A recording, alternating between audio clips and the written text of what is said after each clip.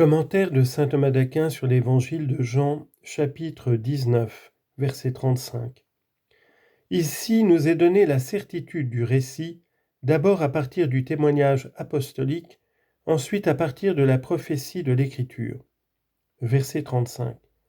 Et celui qui a vu a rendu témoignage, et son témoignage est véridique, et celui-là sait qu'il dit vrai, pour que vous aussi vous croyiez. Concernant le premier point, il commence par décrire la convenance du témoin, parce que celui qui a vu a rendu témoignage, et c'est Jean lui-même. Citation. « Ce que nous avons vu, ce que nous avons entendu, nous vous l'annonçons. » 1 Jean 1, 3. Après cela, il ajoute la vérité du témoignage, et son témoignage est véridique. Citation. « Je dis la vérité, je ne mens pas. » Romains 9, 1. Et encore, « Vous connaîtrez la vérité, et la vérité vous rendra libre. » Jean 8, 32. Et enfin, il réclame la foi, et celui-là sait qu'il dit vrai pour que vous aussi vous croyiez. Citation. « Ces choses ont été écrites afin que vous croyiez. » Jean 20, 31. Verset 36. « Car ces choses ont été faites pour que s'accomplisse l'Écriture, vous ne lui briserez pas d'eau. » Et non seulement cela est signifié par le témoignage apostolique, mais il ajoute la prophétie de l'Écriture. Et c'est pourquoi il dit « Ces choses ont été faites pour que s'accomplisse l'Écriture », étant donné que le « pour » est pris comme consécutif, comme on l'a déjà dit plus haut. Et il indique deux autorités de l'Ancien Testament. L'une se rapporte à ce qu'il dit « Ils ne lui brisèrent pas les jambes » et se trouve au livre de l'Exode. « Vous ne lui briserez pas d'os. » Exode chapitre 12, verset 46 et Nombre 9, 12. À savoir à l'agneau pascal qui préfigurait le Christ. Parce que, comme il est dit, le Christ, notre Pâque, a été immolé. 1 Corinthiens 5, 7. Aussi a-t-il été voulu par Dieu que les os de l'agneau pascal ne fussent pas brisés, pour donner à entendre que la force de l'agneau véritable et sans tache, Jésus-Christ, ne devait en aucune manière être brisée par la passion. Aussi les Juifs pensaient-ils détruire par la passion la puissance de la doctrine du Christ, mais elle en a été plutôt affermie.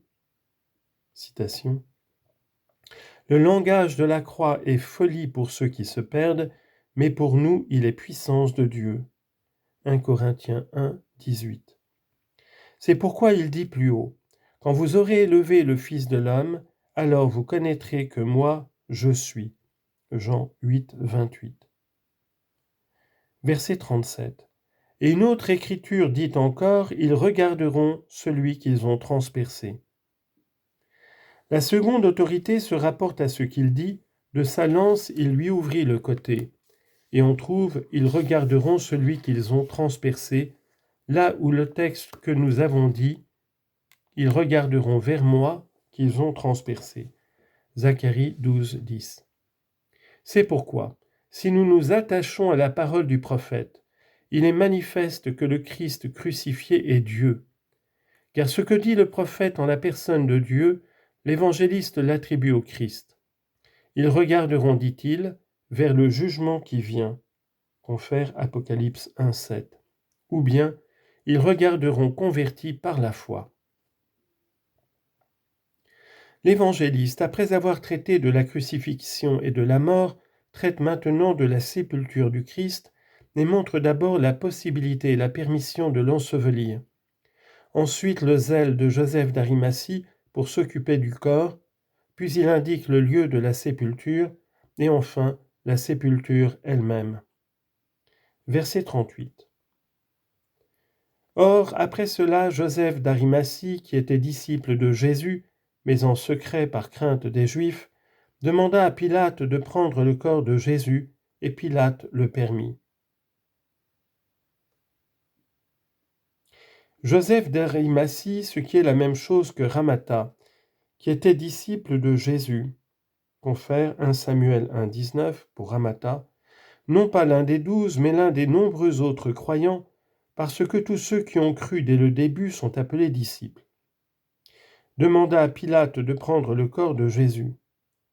Or il était disciple, mais en secret par crainte des Juifs, comme aussi beaucoup d'autres, mais cela avant la Passion. Citation. Toutefois, il est vrai, beaucoup parmi les notables crurent en lui, mais à cause des pharisiens, il ne se déclarait pas pour ne pas être exclu de la synagogue. Jean 12, 42. C'est pourquoi il est évident que là où les disciples perdirent confiance après la Passion en se cachant, celui-ci reprit confiance en posant publiquement un acte d'obéissance. Celui-ci, dis-je, demanda à Pilate de prendre le corps de Jésus, c'est-à-dire de le descendre de la croix et de l'ensevelir, parce que, selon les lois humaines, les corps des condamnés ne devaient pas être ensevelis sans permission. Et Pilate le permit, parce que Joseph était noble et qu'il lui était familier, et c'est pourquoi il est dit qu'il était un noble d'écurion. Marc 15, 43 dans la Vulgate. Ensuite est exposée la manière qui servit à embaumer le corps, puis l'embaumement lui-même. Verset 38. Vint aussi Nicodème, qui au début était venu trouver Jésus de nuit, apportant un mélange de myrrhe et d'aloès d'environ 100 livres. La matière qui servit à embaumer le corps fut un mélange de myrrhe et d'aloès que Nicodème apporta en grande quantité. Et c'est pourquoi l'évangéliste fait mention de 2 hommes, d'abord de Joseph qui prit le corps, puis de Nicodème qui apporta les aromates. Or Nicodème est celui qui vint vers Jésus de nuit, avant la Passion, comme on le rapporte plus haut. Jean chapitre 3 verset 2. Et il rappelle cela par ce qu'il avait dit de Joseph, qu'il était disciple de Jésus, mais en secret, par crainte des Juifs, pour montrer que même celui-là, Nicodème, qui était disciple de Jésus, mais en secret, maintenant se montre en public, mais sans avoir encore la vraie foi en la résurrection, puisqu'il apporta un mélange de myrrhe et d'aloès, comme si le corps de Jésus avait besoin d'être protégé de la putréfaction.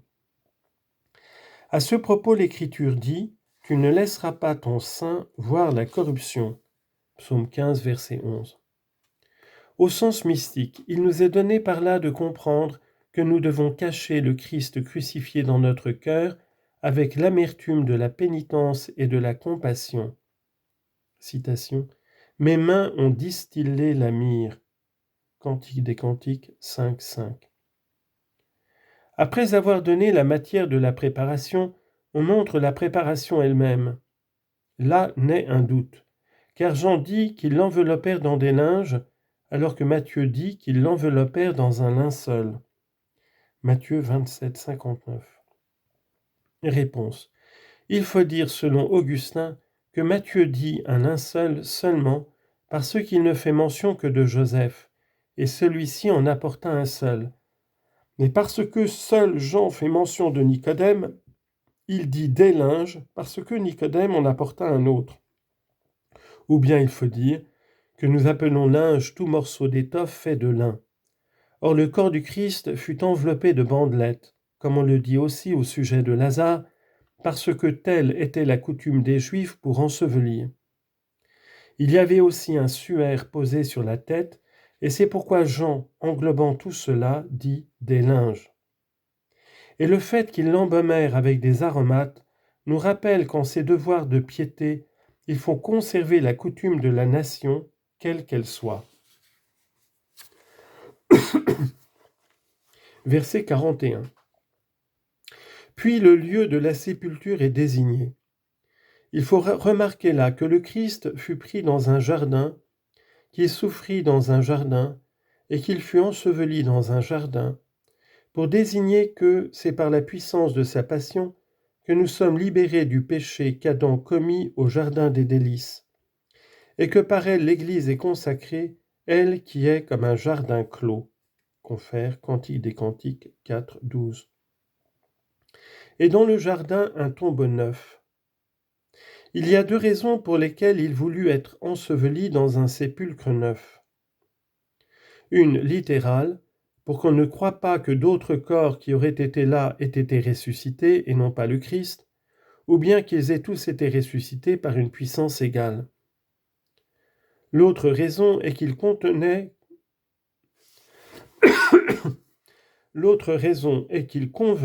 que celui qui était né d'une vierge pure fût enseveli dans un sépulcre neuf, afin que de même qu'il n'y eut personne avant lui dans le sein de Marie, ni personne après lui, de même aussi dans ce tombeau. Et pour nous donner de comprendre qu'il est caché par la foi dans un esprit renouvelé, citation, que le Christ habite dans nos cœurs par la foi. Éphésiens 3, 17. Puis est exposée la sépulture. C'est donc là, c'est-à-dire dans le tombe neuf, à cause de la préparation des Juifs. Verset 42. Parce que déjà le soir approchait, ou à cause du sabbat, il n'était pas permis de faire quelque chose, qu'ils déposèrent Jésus. Car c'est environ à la 9e heure qu'il expira, et à cause des soins de la sépulture et des choses qui étaient nécessaires, la journée était déjà presque arrivée au soir. Et parce que le tombeau était proche, c'est donc là où il avait été crucifié, qu'ils déposèrent Jésus. C'est par ses souffrances que nous sommes sauvés. C'est par ses souffrances que nous sommes sauvés. C'est pour nous que le Christ a souffert.